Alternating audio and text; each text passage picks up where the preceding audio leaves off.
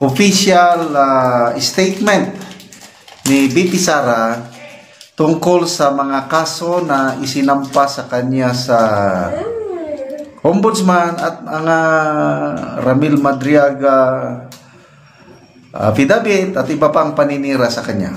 Ito, pahayag, December 13, 2025. Mga kababayan, last year, the House Committee on Good Government and Public Accountability launched a full-blown fishing expedition, searching for anything that could be twisted into grounds for impeachment. Then came the revelation that signatures for my impeachment were being courted in exchange for budget allocations. Several lawmakers themselves recently confirmed how the constitutional process was being cheapened and reduced to a marketplace. Another fishing expedition is now being launched as they scramble to weaponize any accusation they can manufacture just to create a semblance of procedural legitimacy for an investigation. Hinihikayat ko ang ating mga kababayan na maging mapanuri at huwag basta magpapadala sa mga paninira. Hindi ito tungkol sa paghahanap ng katotohanan. Ito ay tungkol sa pagtakip ng nakawan sa kaban ng bayan na hanggang ngayon ay walang nananagot. Patuloy lamang tayong magiging matatag sa harap ng pagbagsak ng ekonomiya at walang tigil na pagtaas ng presyo ng mga bilihin. Patuloy tayong magdasal para sa kapayapaan. Rest assured that the Office of the Vice President will continue to deliver efficient, accessible, and responsive public service for the good of the Filipino people. Sukran.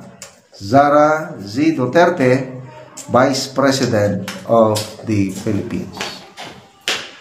Ito ang gusto ko kay BP Sara dahil very responsive siya sa nangyayari sa political environment natin. So bago lang nagsampa ng different organizations ng kaso sa kanya sa Ombudsman, bagong lumabas yung Ramil Madriaga affidavit, ayan, nag-respond na siya kagad at mayroon na siyang instruction on what to do. Yan ang magaling na leader. Hindi katulad ng isa na may nangyayari na wala lang, tahimik. Sa kanalang gagalaw pag malalang malala na ang problema. So, agree ako dito kay BP Sara na diversionary tactics itong ginagawa nila para hindi mapag-usapan ang anomaly sa flood control, para hindi na mapag-usapan yung pasabog ni Saldico, yung pasabog ni Senator Amy. So ito ngayon, nag-create sila ng issue parang pag-usapan si BP Sara. So, huwag tayong pa-distract. Mag-ingay pa rin tayo at manawagan ng transparency and accountability. Yung post nga ni General Pokis, sabi niya na anong klaseng hustisya meron tayo na ang ninakaw na trillion peso, yung mga nagnakaw ay they walk free. Walang kaso except lang kay Saldico. Samantalang ang mga kalaban nila sa politika, yun ang kinakasuhan. Sabi ni Professor Tikia, 612 million yung kini-question na confidential funds ni BP Sara. is less, much less than 1.2 trillion peso. Yun po yung kabuuan sa loob ng 3 taon sa siningit nila sa budget 2023, 2024, 2025. Umabot na po ng 1.2 trillion. So anong nangyari sa 1.2 trillion? Karamihan napunta sa wala. Na pinakialaman pa, maliban sa budget insertion pinakialaman pa ang ating PhilHealth, 60 billion. Pinakialaman pa ang Philippine Deposit Insurance Corporation na pundo, 107 billion. So ngayon na pinapabalik ng Korte Suprema, tayo pa rin ang pinagbayad. Kasi ipinasok nila sa budget ng 2026 na tayo pa rin, taxpayers, ang nagbayad lahat to. Tapos yung 107 billion na pera ng PDIC, hanggang ngayon wala pa rin klaro kung ibabalik nila o hindi. So, talagang gagawin nila ang lahat para lang ma-divert ang issue at saka at the same time, preparasyon na rin nila sa 2028. Kasi itong mga kumakalaban kay BP Sara, takot na takot sila na magpresidente itong si BP Sara, tapos na ang kanilang mga maliligayang araw. Nagkakaisa na sila mga Marcos loyalist, mga kakampink, mga makakaliwa, nag-join forces para tanggalin sa kanilang landas ang pinakamalakas nilang kaaway, BP Sara, but I don't know kung magtatagumpay sila. Kasi ang taong bayan ngayon, marunong na rin. Hindi na basta-basta maniniwala kasi ang daming sources ng information dahil social media. Ayan, nilabas nila ng Madriaga affidavit. Ang daming mga butas. So, pinag-uusapan sa social media. So, nai-enlighten ang taong bayan. Napag-alaman ko na si Saldi ko, mga kababayan, ay protektado na. Darling, mag-ingat ka dyan, Okay. So, napag-alaman natin na si Saldi ko ay ka-level na rin ni Spokes Hareroque. O, magka-level na sila. Diba? Kung ano yung status ni Spokes, okay, napag-alaman natin na yun na rin ang status ni Zaldi. So, sasabihin ko na ba kung saang bansa? Aba, mga nasa kanila yung confidential fund. Kay DOJ, kay NBI, kay DLG, kay PNP sa mga bangag. Bakit ko sasabihin sa kanila? Diba? Ba't natin sasabihin sa kanila na dapat nila magtrabaho? Diba? Sabi ko nga, kahit si Zaldi ko, ako'y kinasuhan. Maglalaban pa rin naman kami sa korte. Pero sooner or later, sabi ko nga, Zaldi ko, dismiss it at magtandem tayo sa isang bangka, patubay natin ang mga addictus benedictus. Diba? Pero sinasabi ko, hindi siya absueldo dito. Pero at least, nakatulong siya na nag-expose siya sa taong bayan. Di mo kawawa din naman si Zaldi ko. Imagine mo, ginamit lang siya. Tapos ngayon, diniin siya ng diniin. It's the same, di ba, with the Discayas, na ngayon, pinahuhuli na sila. Ang punto ko, hindi sila malinis. Ang sinasabi ko nga dito, ang problem sa kanila, kumbaga, excuse me, gatigab ko. Ang ibig sabihin, pumasok sila sa ganitong klase, sa ganong klaseng mundo. Which is, nakita nila ngayon, na hindi forever ang pakikipagkampiyan sa bangag. Kapag kailangan nilang ilaglag ka, ilalaglag ka nila. Di ba? Katanungan. Tanungin kay Saldi ko kung magkano binayad sa ICC. Wala pa bang bago si Saldi ko? Ngayon sabi ko nga, si Saldi ko may alam yan. Okay? Na si Trillanes at saka si Bangag, si Lisa Tanas, si Tambaluslos, magkakasabwat sila.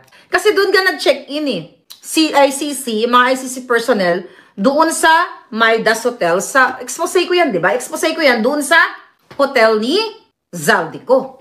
Iyan ang katotohanan yan. Kasi Trillanes, pag nakita nyo yan, mga kababayan, okay? Pag nakita si Trillanes yan, talagang dapat murahin nyo yung Jotang Chinemas na binibain yan. Duwag yan si Trillanes. Kasabwat yan ni Lisa Tanas. Alright? So, ang gusto ko lang sabihin sa'yo sa aking, actually marami dapat tayo mga topics. Okay? Ngayon, nakalist dyan, okay? Pero ang gusto ko lang sabihin, another pinaka mainit na issue. Di ba? Na-i-impeach sila si Inday Sara sa February. Wala naman silang pwedeng gawin kundi gipitin si Inday. At mind you, pag hindi nyo pinabagsak si Bangag, ang mga adik, Senator Bato, di ba? Diyan yung warrant of arrest. Nasa Pilipinas na 3:30 p.m. kahapon dumating. Senator Bongo, ikaw na susunod. Then si Inday Sara, maliban sa impeachment, Inday Sara nasa ICC din yan. Lahat ng padihot, lahat ng mga klaseng panggugoyo, pangbubudol, pangdidistrongkar, pagpapabricate ng crime, gagawin nila laban sa mga Duterte. Expose ko yan na 2023, hindi sila aalis sa pwesto. Okay? Mga kabayan, hindi sila aalis sa pwesto kasi nga, yun ang plano nila. Marcos 2.0. Yan, mga kababayan. Kahit saan yan pwede gamitin. Alam mo yung mga perma ninyo, ay mga information, pwedeng ibenta nila yan kay Tambaluslos, kay Bangag sa charter change nila. Madali lang isa-stroke-stroke na nila, gagayahin nila yung stroke-stroke, lalo na sa Pilipinas. So please, maawa kayo sa mga sarili ninyo, may mga pamilya kayo, baka matrouble kayo pag binigay nyo yung passport nyo. Hindi ako nananakot dito. It's your life. It's not my life at all. I'm just helping you guys kung ano ang dapat gawin. Never ever nyong ibigay ang pasaporte ninyo. Hindi ba kayo natatakot? Maraming human trafficking. Pinapadala sa Cambodia, sa kung saan mga lugar. Di ba? Binibenta ang mga atay, mga abdo, mga kung ano-ano. Diba? Mamaya, sindakin kayo, may phone number kayo eh. Hello? Maria Kore-Kore? Hawak ko ang passport mo. Hawak ko ang ganito, ganyan. Sinong makawalan? O, di go. Tapos maalala niyo si Maharlika. Ako sana pa nakinig ako kay Miss Vindicated. Kay Miss Maharlika, hindi sana ako napahamak. Mga kababayan, si Maharlika, bago magsalita, pulido yan, mga bata. Hindi tayo nagsasalita dito ng putyo-putyo lang na pang-cheap, pang-goyo sa mga tao. Wala tayong ganon. Hindi tayo nambubudol dito. Nabuhay tayo ng patas.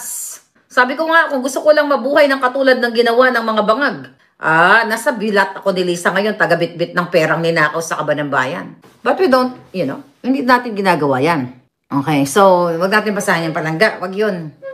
Wag yung ganun. Let the people do their thing. Possibility na iba-blackmail, kaya wag, sabi ni Sol Maharlika na wag ibibigay ang information. Pwede kayo i-blackmail. Knowing them, at ang nasa likod, ulit-ulitin ko po, ang nasa likod ng Tay kami naman, ay isang babaeng mga palangga, sabi ko nga, lahat naman tayo, gusto natin mapalaya si PRRD. Pero hindi po yan mapapalaya ng signature nyo. Hindi yan mapapalaya. Sabi ko nga, ang challenge ko sa inyo, let Inday Sara talk. Pag nagsabi si Inday Sara, tama po na itong ganitong klaseng form na ito, ay para kay PRRD, di ba? Hi Jade, Jade, ikaw na nga lang magsalita sa kanila kasi, na-miss na ka pa. Alam mo ba, totoo yung hair niya? Di ba? Ayan buhok ko to buhok. Pareho kami ng hair. Dapat Jade kasi payat mo na ako ngayon. Nakita ko yung picture namin ni Senator Bato, payat-payat ko doon, punyeta. Ano nangyari kay Maharlika? Kumain kasi ng, what? Chocolate. Kinain kasi mga tsokolate doon sa dahig, no? Kinain natin, no? Police pa naman siya ngayon. Police. Alright? Pwede mabenta sa malaking halaga yung info. Ayun na nga, mga kababayan. Yeah, I mean,